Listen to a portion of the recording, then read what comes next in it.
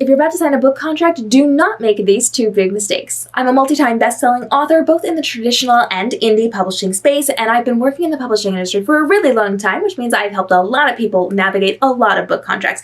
These are two of the biggest things that I see that get people in trouble when signing book contracts. The first is all about being desperate. So many people are incredibly desperate to get a book contract that they'll sign the first one that comes along. Don't do that. We are not marrying the first boy that shows a little bit of interest in us, and we are certainly not going to be taking on the first contract that it gets offered to our books, especially if the terms are not so great. You have to make sure you're doing what's best for your manuscript. We get so desperate because we feel like it's never going to happen and nothing else is going to come along, and so what if it doesn't? I took a full year off of my career. When I started publishing, I had contracts offered to me. I didn't like the terms. I turned them down, and for a full year I did nothing. Then I found the right fit, and now I'm a multi-time best-selling author. We are not going to be desperate in this industry. I've seen far too many people sign into bad contracts where they had their royalties stolen from them, where they were ridiculed in this industry, where their books were not published properly, where they didn't get any book sales, where nothing good happened. I've seen this again and again and again, and I really don't want it to happen to you, so we're not going to be desperate.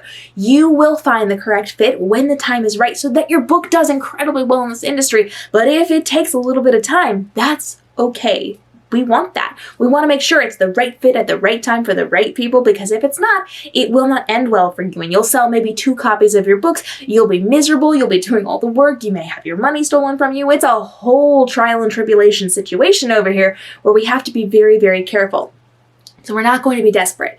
If the first contract offered to you happens to be amazing, that's fine, but that's an outlier. You gotta make sure that you are signing the right contract with the right terms that are actually protecting you and your work and giving you the most benefit from working with those companies. So do not just be the most desperate person on the face of the planet just to say you got a book contract with a teeny tiny little publisher that's not going to do anything for you. You got to make sure that you are waiting on the right fit. We don't want to marry the first boy that comes into our path. We want to make sure we wait for that husband material man, right? Same with our manuscripts. Now, the other thing that you have to be incredibly aware of is that you should not be signing any contract, any legal document without a lawyer looking it over. Because you and I, as well versed as we may be in this industry, are not lawyers. We do not know the law. We cannot be giving ourselves legal advice. Don't do that. You don't want to read something over and think, I can manage this. No, you can't. I've seen so many people who think that they can manage a contract sign something that did not work in their favor. In fact, I've seen authors bring me their contracts to look for red flags where I can tell them what to talk to their lawyers about, and then they don't get a lawyer and they sign it anyway, and they end up in a really bad situation. People ask me a lot of questions and they don't know the red flags because they haven't been in the industry for very long.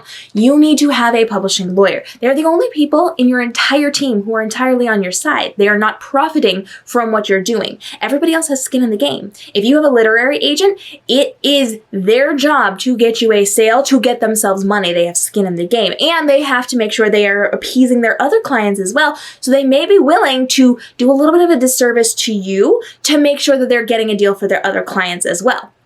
The only person who is entirely on your side is your lawyer, and the only person who is going to understand your contract is your lawyer. So you need to have a publishing lawyer, period, end of story. No matter what size contract you're signing, do not sign a legal document without having a publishing lawyer look it over. It is the most essential thing that you can be doing in this industry to protect yourself and your manuscript, because it's never going to work in your favor if you do not have a lawyer and you are not negotiating this contract. Because yes, all contracts are meant to be negotiated. You should not take it exactly as is, because it's never going to be in your favor.